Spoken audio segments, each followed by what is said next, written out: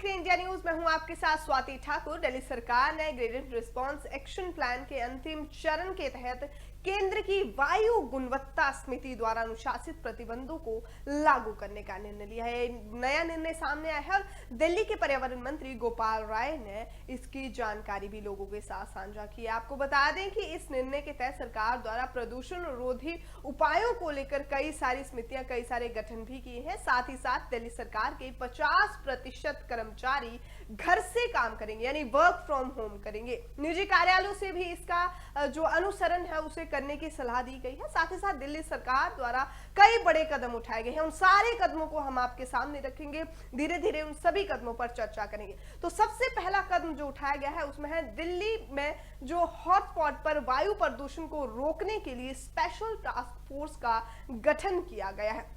साथ ही साथ राजस्व आयुक्त बाजारों और कार्यालयों के लिए समयबद्ध योजना भी तैयार की गई है। इसी के साथ 50% दिल्ली सरकार के कर्मचारी घर से काम करेंगे, यानी वर्क फ्रॉम होम करेंगे। निजी कार्यालयों को भी नियम पालन करने की इस दौरान सलाह दी गई है। दिल्ली सरकार ने प्रदूषण विरोधी प्रतिबंधों को निगरानी में रखने के लिए 6 सदस्यों का एक पैनल भी गठित किया गया है और अब देश की राजधानी में दिल्ली में बढ़ते प्रदूषण स्तर को देखते हुए प्राइमरी स्तर तक के सभी स्कूलों को बंद करने का निर्णय भी लिया गया है। दिल्ली के मुख्यमंत्री अरविंद केजरीवाल ने आज इस बात का भी ऐलान किया है। आपको बताना चाहेंगे कि राष्ट्र की राजधानी में शुक्रवार को वायु गुणवत्ता गंभीर श्रेणी में दर्ज की गई।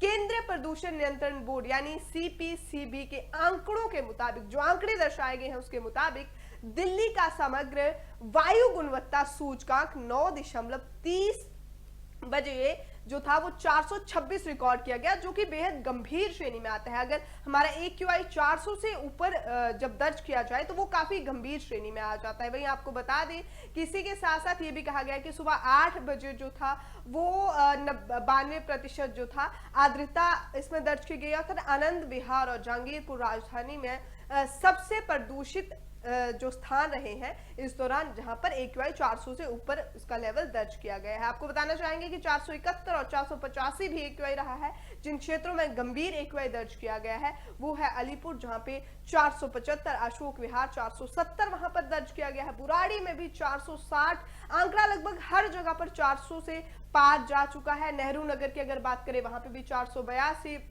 और रोहिणी की बात करें 474, सोनिया विहार की अगर बात करें वहां पे भी 472। तो लगभग दिल्ली में जितने भी खास जगह हैं वहां पर आंकड़ा 400 से पार जा चुका है। 400 से ऊपर का AQI गंभीर माना जाता है और ये स्वास्थ्य लोगों को प्रभावित जरूर करेगा।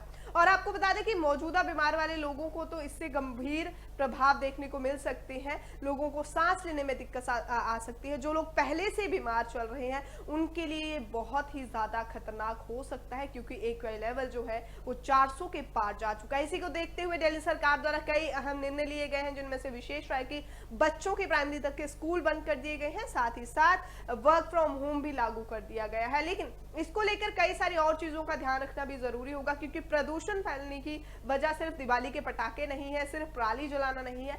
प्रदूषण की और भी कई सारी वजह है, जैसे गाड़ियों का धुआं भी एक बहुत ज्यादा प्रदूषण का केंद्र बना हुआ है दिल्ली में। तो गाड़ियों को भी कंट्रोल करना होगा। जो भी हमारे ट्रांसपोर्ट है, जो भी पब्लिक ट्रांसपोर्ट है, वहां से अगर लोग ज्यादा थोड़ा ट्रेवल करना शुरू कर दे और अगर अपनी गाड़ियों को घर पे रखें तो वो भी कहीं ना कहीं प्रदूषण में रोक जरूर लगाएगा। वहीं इसी तरह की तमाम जानकारी के लिए आप जुड़ना ना भूलिए इंडिया न्यूज के साथ।